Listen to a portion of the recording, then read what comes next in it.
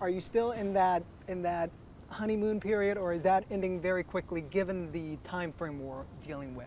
Yeah, there's no honeymoon period for me, given the state of the city right now, right? The city is in crisis. They want somebody who's going to come in right away and start making change.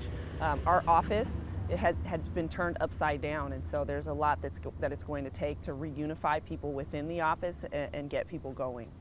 Talk to me about the priorities. Yeah, the main priority is first getting that office together. Like I said, we need to have a staff that is unified and working towards one mission, and the lawyers have been in turmoil in a lot of respects for the past year or more, not knowing what was going to happen, and of course being just very uncomfortable with all the changes that have been happening. And so it's really getting them to a place of peace and knowing that I am here to work with them and sharing what my vision is for the office and for the city with them. Then it is listening to the community about what the top priorities of crimes are that they want to have addressed. And as I expressed initially in my speech, drug crimes, hate crimes, violent and repeat offenders, those are going to be the top priority for our office, starting on Friday. Gotcha. A lot of folks have been talking about safety, and there's safety has kind of the sense of safety has shattered because of the crime they see on TV, they hear about from their friends, what they've seen on surveillance footage. How do you plan to restore that? I think the people need to know that they have a district attorney and a police department that is committed to keeping their safety as their #1 priority, and that we will work together as the two agencies who are mainly responsible for public safety to achieve that.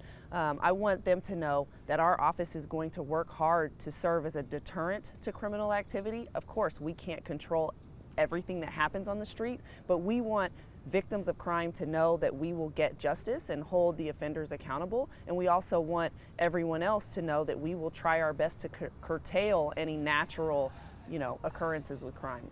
I know you talked about accountability quite a bit in the last few days, but you also talked about reform. And I think there's a fine balance that folks are hoping that you can reach. So with that said, I wonder, how do you try to walk that fine line? How do you try to find the balance between reform and accountability?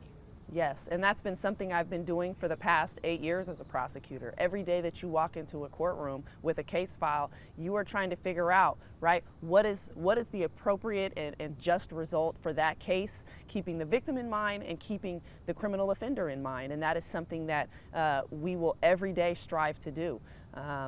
We have to make sure that accountability is present in our system, but accountability comes in many, many different forms. And so that's where reform comes in, which is we no longer, are an office, and we haven't been for quite some time, an office that only looks at incarceration as our only tool for accountability. There are many different ways, and so we will be making sure that we are emphasizing those other ways. Are we talking about diversion programs, or what are some of these other ways that you're thinking about at this point? Diversion is one aspect, but there are a number of alternative courts that we have. Drug court, mental health court, we have a veterans court, a young adult court, that are designed to really help address specific problems that are causing people to come into the criminal justice system. And I want to make sure that those programs are enhanced, are used in a responsible way, and that they're expanded so that we can continue to allow offenders to rehabilitate themselves. Your predecessor ended cash bail, gang enhancements, and charging minors as adults, even in extreme cases. I want to go into those three specifically. Cash bail, is that going to come back? The ending of cash bail, I think, was a very positive change in our system. It is something that I still very much support. I do think that we may have to make some adjustments. I don't know what those are just yet. I will work with our justice partners, the public defender's office, the defense bar, and the court, to come up with what the best strategy is, because we have to leave open the ability to deal with people who may be nonviolent but are chronic offenders in our city. And so that is something that I see as an adjustment that we'll need to make. What about gang enhancements and also charging minors as adults? in extreme cases, I wonder, what do you make of gang enhancements in charging of minors as adults? Yes, and I've expressed this for 9 months now, that I very much agree with the spirit of moving away from using, those types of laws in our system in a way that is irresponsible, in a way that is not thoughtful. I think we have to be very, very thoughtful in each of those circumstances, because we do know that we've had situations many times where it's disproportionately impacted people of color, people who come from the very background that I do as a Black and Latina woman. But I also believe that as a DA's office, we need to have prosecutorial discretion in every single case. We need to be able to look at an individual case and decide what is appropriate for that particular circumstance. And if we remove those tools, it leaves us unable to do that in the exceptional case that might come up. And so, again, I maintain that I want to move away from overusing certain types of laws, but we still need to have access to them in those extreme circumstances. Gotcha. You talked about ending open-air drug markets and also going after repeat offenders. And I wonder what kind of policy you're going to put in place. Because talking vaguely is great, but I wonder specifically, how do you plan to end this problem that we've seen in San Francisco for so many years and so many politicians before you? How do you plan to end that? Yeah, I think it's going to take more than just the DA's office. It's going to take more than just me. It's going to take partnerships with other government agencies, with nonprofit organizations, with rehabilitative services, housing services, so that we can address fully what the needs are of those who are struggling, right? Both with addiction and people who are in financial situations that may lend them to think that they need to sell drugs. In no way am I saying that a return to the war on drugs is going to somehow be the solution to this. I think it's going to take a joint effort in finding how we can change the direction of people's lives. But like I said, I can't do that alone, and I think it's going to take a lot of conversations with our justice partners and other community agencies to figure out what that solution is. But what I don't believe the solution is simply turning a blind eye, right? We can no longer do that. You also, as mentioned, you talked about holding criminals accountable and also making sure that drug dealers, especially the repeat drug dealers, are being held accountable. I wonder, are we talking about locking them up longer? What kind of policy, how do we make sure we send a message to the folks who continue to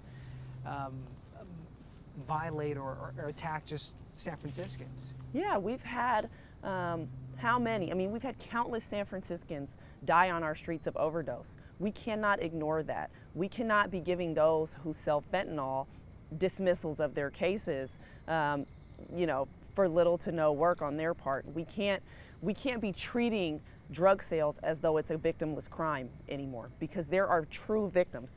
People are dying. And so accountability, as I said, there is no one size fits all. We should always be looking at each individual case and each offender for their particular circumstance. So I don't want to sit here and say that jail is right for every case or every offender. But we need to be looking critically at each case to see what would be a just method of accountability in that situation. Any aspects of your predecessor's criminal justice reform that you'll keep? Yes, I'm really excited about the work that he was doing to look at previous cases in the event that there was a wrongful conviction. I think that is something that is very significant and that we need to maintain using, again, other partners that do that work in the Bay Area. And so that is something that I look forward to maintaining. What about holding police accountable? That was also one thing that he campaigned quite a bit, and obviously we've seen some of that work. And there are folks on the progressive side talking about holding police accountable. How do you plan to move forward with that? You just do. You know, again, I said in my speech, my family has been impacted by police violence and misconduct. I am Black and Latina. It affects my communities the most. And so it is not something that, again, is theoretical for me. It's a part of my lived experience. And so it's something that I take very seriously. And I believe that we can both have a working relationship with the police department and also explain, right, to them and make it clear that when there is misconduct, there will be accountability on that side too. And so I maintain that going forward. Me taking over does not end police accountability in San Francisco. Gotcha. I was reading an article recently where a political expert says that you'll likely be the most conservative DA in SF in the last 25 years, according to him. And they believe that this is going to lead SF back to the days of mass incarceration. What do you make of that, and how do you respond to that you're going to be the most conservative DA in San Francisco in the last 25 years, and we're going to bring back mass incarceration? You know, I just have to say that's somebody who doesn't know me, right? There are many people who have heard sound bites from me or read what are snippets of things that I have said, you know, from the recall campaign. And a lot of times that's been taken out of context. And so I want to make it clear, and I have made it clear, that I am committed to reform. Again, I am a Black woman. I am a Latina woman. It is my communities that have been disproportionately affected by the things that have gone on in the criminal justice system and by the police. And so I am 100% committed to making sure that this is a more equitable system. Accountability is something that we still have to have, however. And I think it is the Black and Latino communities, Black and Latino communities that have suffered the most with respect to gun violence and certain types of violence, and have been left suffering with no justice. It is the Asian community that has suffered the most with respect to hate crimes in the last 2 years and left with no voice in this system. And so the victims need an advocate. It is a two-part adversarial system, and so that needs to be restored. The SF Gate just came out with an article. You probably read about it. You met with your senior staffers, and according to them, quote, horrible, icy, uncomfortable, and insane. Those were the words used to describe that meeting. It sounds like you're already getting a little bit of resistance. I wonder, how do you handle people who may not see your vision moving forward in the DA's office? You just have to keep trying to make what it is clear, and there will be people who don't buy in, and that's fine. We're all entitled to have our individual perspectives in this society. That's what's beautiful about America, right? It's a free country where you can believe what you want.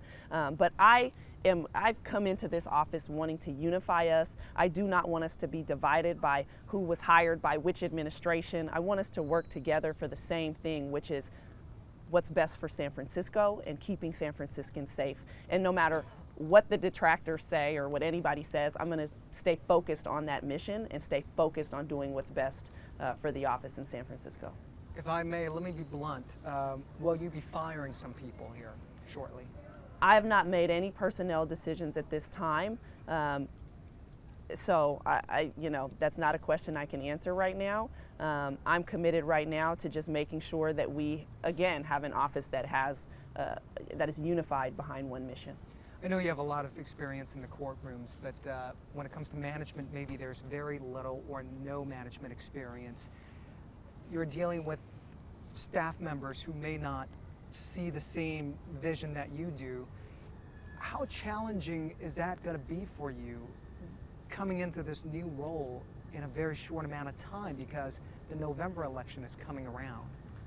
Yeah, you know, it's an uphill battle, right, for anybody sitting in this chair, especially me at this point. But I am optimistic that we will be able to get our staff to the point where everybody, again, is doing what's best for San Francisco, because this isn't about me, it's not about politics, it's not about anyone else. It's about us having an obligation as the district attorney's office to serve the public. We are a service law agency, right? And everybody in that office has to be committed to doing what's best to keep San Franciscans safe. I have to surround myself with experienced prosecutors who know how to do this job and who know how to do it well. And that is something that I am committed to doing. Got a few more questions here. I know time is of essence. I wonder, you've been a lead spokesperson for the recall campaign, and I'm sure you made a lot of friends, but also a lot of enemies. What do you think is the biggest public misconception about you? That I want to return to some tough on crime, very, very conservative approach. I think what gets lost is who I truly am and where I come from and what my perspective is. And that's why I keep emphasizing, you know, I'm a person who has watched family members come into the courthouse in handcuffs and in orange, and who's also had to sit on the side of a family, you know, with family members as the family of a murder victim. I know what it feels like to be on both sides. I know what it feels like to have, you know, family members be sentenced to very extreme sentences for what is nonviolent conduct. And so I think there's this misperception that somehow, you know, I don't understand that. And I want people to truly understand that reform is personal to me, right? Fairness and equity in our system is personal to me. It is a part of why I do this work. I want it to be a diverse reflection in the courtroom, not just on the defense side, but on the prosecution side, which historically has not been diverse. You mentioned about your background. I do want to ask you briefly, if you can, to tell us how does your personal background shape some of the policies moving forward as well? Yeah. I was raised by a single mother my entire life. My father, who was from El Salvador, is not a citizen of this country. I know what it feels like to have my father leave America and have to live elsewhere and not be raised with him. I know what it's like to come from a background where you have to struggle financially, right, to make it. And as I said, to grow up a person of color in America, because that comes with many, many disadvantages, and it brings you many unfortunate experiences. And so I believe that lens allows me to have more compassion, allows me to have more understanding of what actually sometimes influences people to come into this system. But what it also informs me of is the pain that many of us feel when we live in these communities that are riddled with violence and with all the things that privileged people don't have to experience every day, and knowing what those families need to feel like. Less than 4 months away from the special elections, so you have very little time with all the challenges that you already face. Do you think you can put all those policies that you talked about and all the changes that you have in your mind to work by November? Do you think voters can see some kind of outcome result by November? You know, that's a great question. I think everyone has to be patient. This is going to be a slow process. The city didn't turn upside down overnight, and it won't be fixed overnight. You know, but I am committed to working tirelessly day and night to see change and progress immediately. Like I said, there has to be change and progress within the DA's office, and that will help impact the change and progress that's outside of, you know, that can happen outside of the DA's office. But I am committed to doing our best to have change reflected on the streets within the next 4 months. And I wonder, kind of wrapping up here, any thoughts on Chesa Boudin leaving the door open to running, whether it's this November or next November? You know, that's the beauty of America. Like I just said, it's a free country and everybody can do what they feel is right to do for themselves, and, you know, it'll be up to the voters. Last, I just want to see, we talked a lot about changes and reform and holding criminals accountable. Just closing out this interview, what can voters and San Franciscans, what are some of the biggest changes they'll see in your office moving forward, at least in the next 4 months? Yeah, like I said, they're going to see a different tone here in San Francisco. I'm going to make it clear every time that you hear from me that we will have accountability, that we will no longer be a safe haven for criminal activity, that we are no longer indifferent to property crime and drug crime here in San Francisco, and so people will know that. They will know what my position is. But I also think they will clearly see that we are an office that stands for fairness and equity, and that we will still be working hard to help people change their lives, turn them around, and become, you know, integral parts of our society again. Make changes, but at the same time, you also have to campaign because your job is not over. Yes. So you're asking for voters to, hey guys, I'm just new, not new to the office because you've been there for 7 years, I believe. Right. So, but you are asking for some patience and some understanding from the voters. Yes, absolutely. Like I said, you know, unfortunately, we have watched our city decline rapidly to what is a critical point, is a tipping point. But it took 2 years really to get there. And so it's going to take time to fix it. And so that will require us tempering our expectations. We all want to see change right away. And so I do understand that, and that's why myself and the attorneys in the office will work tirelessly to get that done. But it will take some time.